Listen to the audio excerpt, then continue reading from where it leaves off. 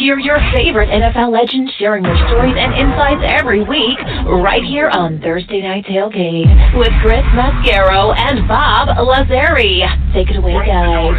There's no way out. With our shoulders. And now back with us and making his 10th appearance on Thursday Night Tailgate is TNT Hall of Famer, Louisiana Sports Hall of Famer, State of Missouri Sports Hall of Famer, and former Rams, Saints, Bears, Broncos, and Chiefs wide receiver Eddie Kennison. And like I mentioned, the last time Eddie was with us, he first joined us all the way back on episode number 6. That was October 27th, 2011. Probably wondering who the heck these two guys were that wanted him to come on a show that he'd never heard of. Well, here we are tonight, episode 310. And Eddie is making, like I say, his 10th appearance with us. And what an incredible blessing it has been having Eddie as such a great friend of the show over the last 6+ years that he's been with us and we've been on the air. On top of being, a great player in both college and in the NFL, Eddie also does great work raising money for lupus research with his foundation. He's also gotten into the wine business with his company, Barrel 87. You can find a link to Barrel 87 on our website, ThursdayNightTailgate.com, plus also on his own website, Barrel87.com. I'm a member of his wine club, and I can tell you firsthand he's got great taste in wine, and we are glad he is back with us tonight here on Thursday Night Tailgate. Hey, Eddie, Chris, and Bob, thanks for coming back on the show. What's happening, Eddie? Hey, guys, what's going on? First of all, let me say thank you guys for everything that you guys are doing and everything that you guys have done. Episode 6 seems so far away, brother, and you guys are still on the air because of all of the fantastic, great work that you guys do and representing guys in a positive light. So you guys are fantastic, brother. That's why I enjoy coming back and being a part of the Thursday Night Tailgate conversations, brother. You guys are awesome. We thank you for that very much, Eddie. We appreciate you, brother. So, Eddie, I want to continue to take your temperature on your alma mater, LSU, and the job that Ed Orgeron is doing. Went 6-2 under him last year, when he took over for Les Miles. They're currently ranked 20th in the college football playoff rankings, 7-3 on the season. How do you feel about, how the team is doing and the direction they're going in under Orgeron? Coach O is doing a fantastic job right now. There's a lot of people that could say, some things could be done different, but couldn't we all do something different that people always say? Coach O is a great fit, for LSU program. He's a fantastic individual. He is a player's coach. That's what guys look for in a coach. And, him being a native of Louisiana and doing the things that he does on a day-to-day basis to get the guys ready and get them prepared, for Saturdays. He's doing a fantastic job, brother, and I'm proud of who he is as a Louisianian, if that's a word. I don't know. But he's doing fantastic, brother. I couldn't be more proud of him.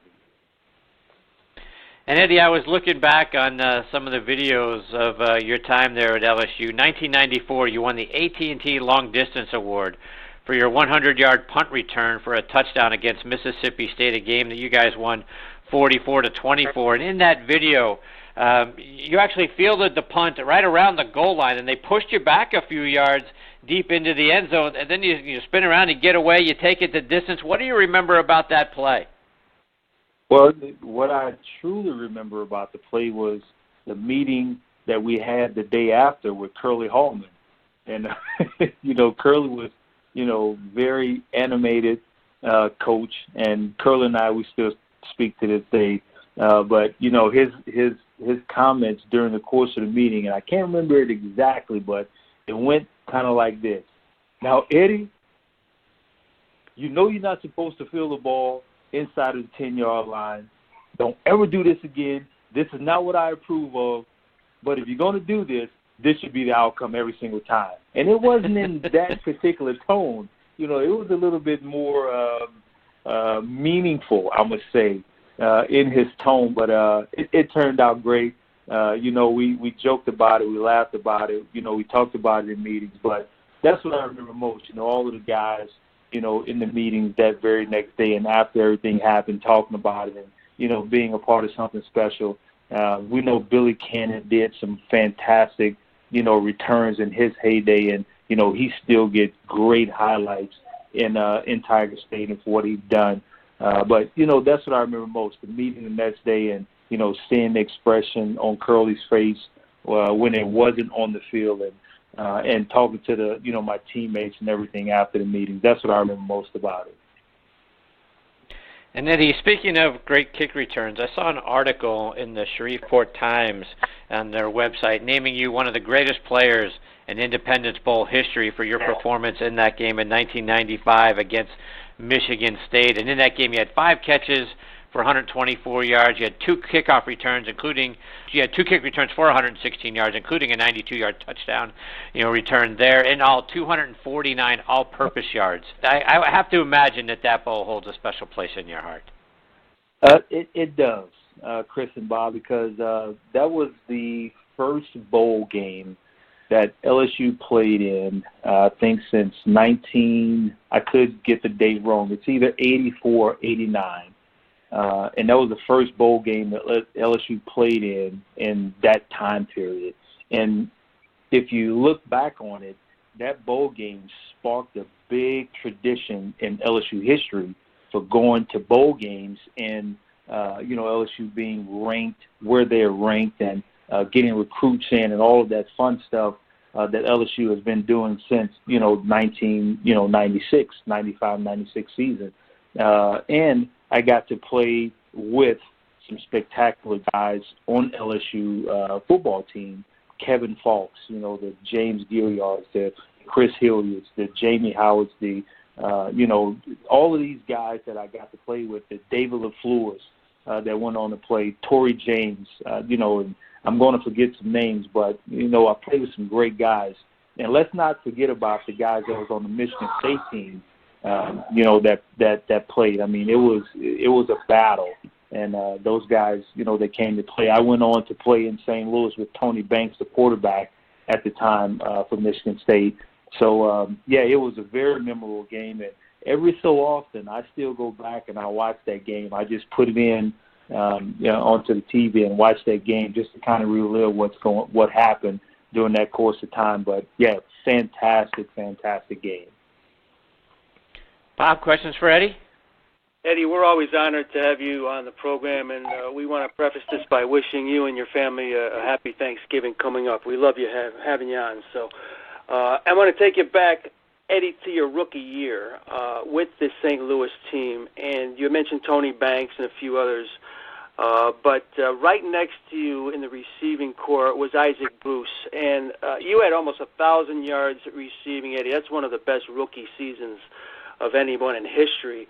But having Isaac Bruce there, who had well over 1,300 yards, 1,700 the year before, the guy's a Hall of Famer in my book, no matter what anyone says. But what was it like playing with a guy practicing with a guy like that? I'm sure he made you a better receiver. He was only a year older than you. Yeah, right. And Isaac was one of those guys. He was the true definition of a pro. Because Isaac took care of his business on and off the field.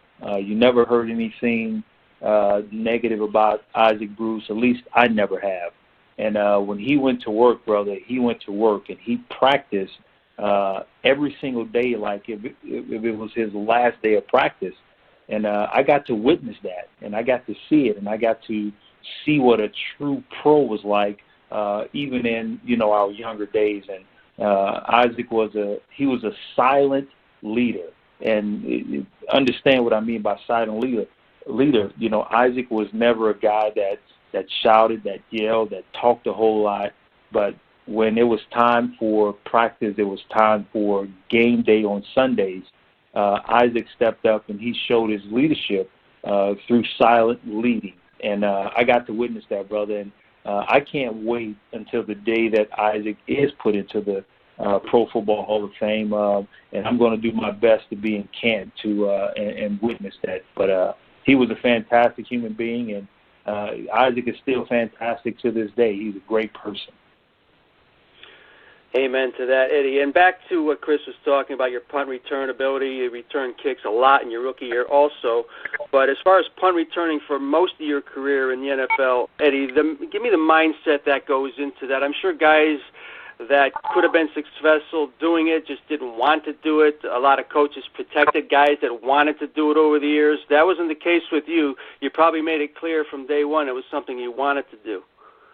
Well, I mean, I did punt return, kick returns, starting in, Pop Warner football, basically. So it was just something that I loved doing and something that was just a mentality to do.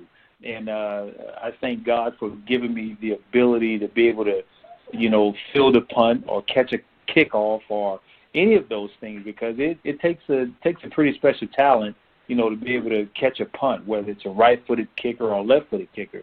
And I just thank God for giving me that ability to be able to, stand back there and have enough guts and wit to be able to catch those balls, looking up in the air with, 11 guys coming down wanting to take my head off. So it was fantastic. I enjoyed it.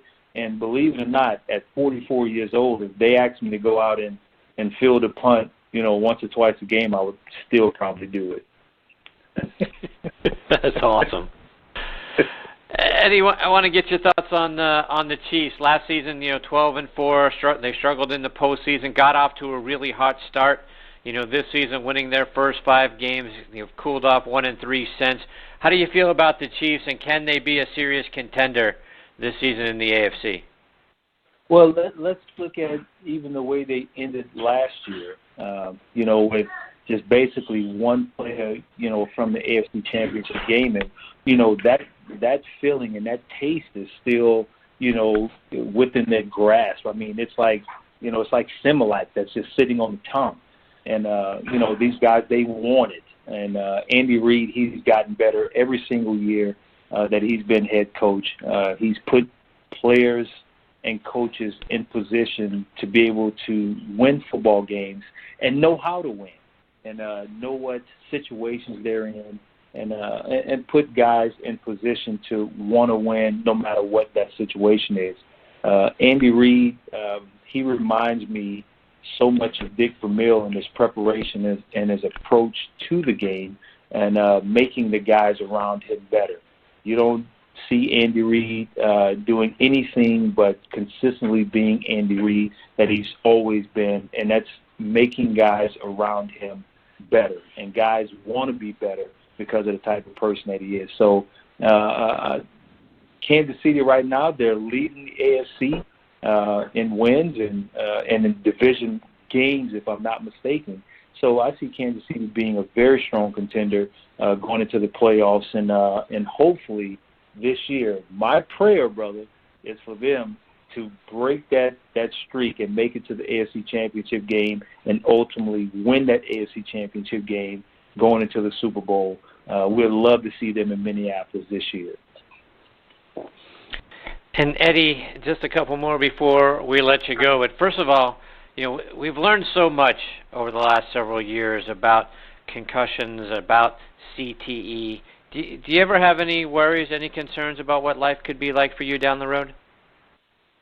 Sure, I worry about it. I mean, it's a game that I played for a very long time, and I not only worry about me, but I worry about what my family thinks and how they feel, and I also think about and pray about the guys that played the game before me and the guys that are playing to this day, how it affects everybody.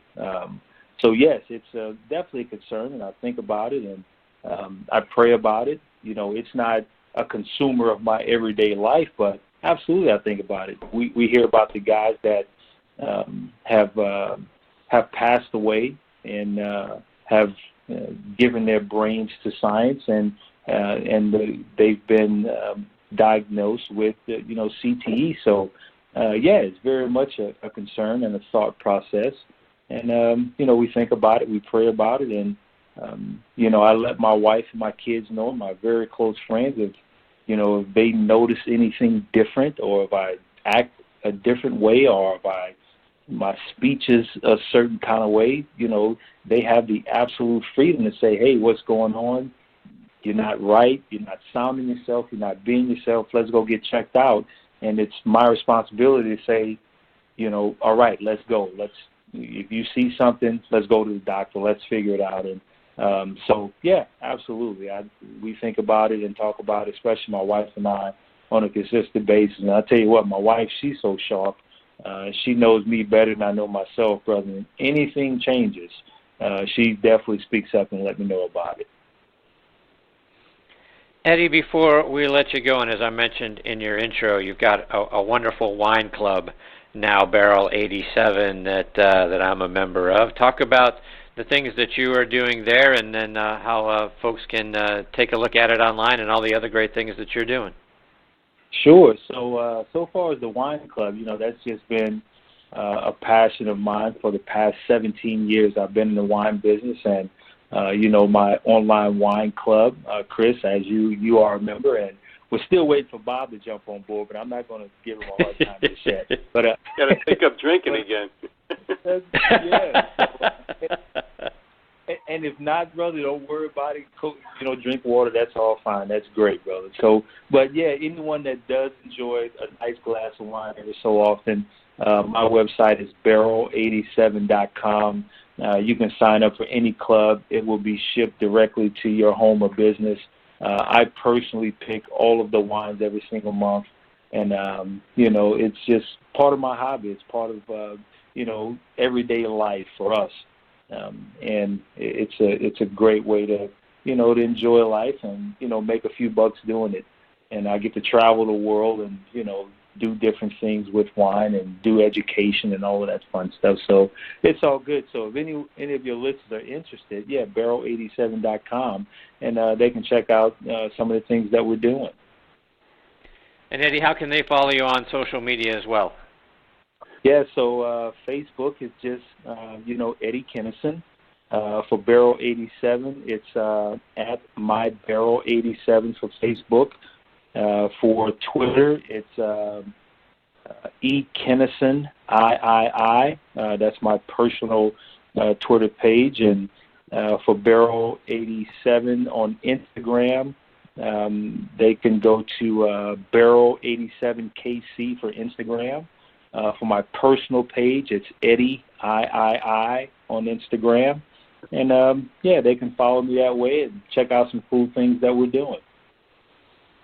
There you go. Eddie, it is always such a joy for Bob and I to get to spend some time with you. We can't thank you enough for your kindness and generosity over the 6+ years that you've been coming back and being a part of the show. And on top of that, you're a fantastic person. So we can't thank you enough, my friend.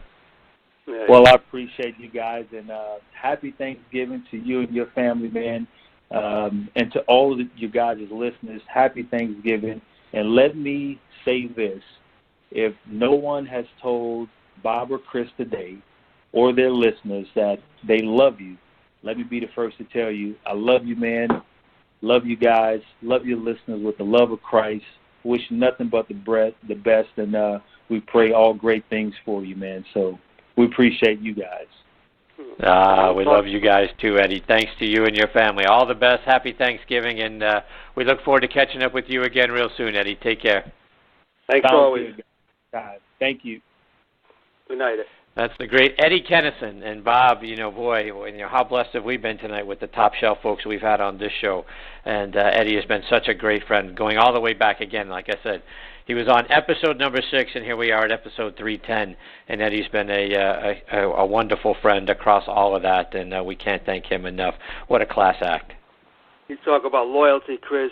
We've had him on the TV side up here. How many times have we spoken to him? There's a reason why he's in our Hall of Fame. But it goes beyond the football field, where this is an 8,000-plus yard receiver, an incredible athlete, but as you said and alluded to many times, a 10 times better person than he was player. And I guess Eddie would be honored to hear that, but it's well-deserved. Yes, it is. All right, we've got our next guest, Drew Bledsoe, hanging on the line. We'll get to Drew on the other side of this quick station ID.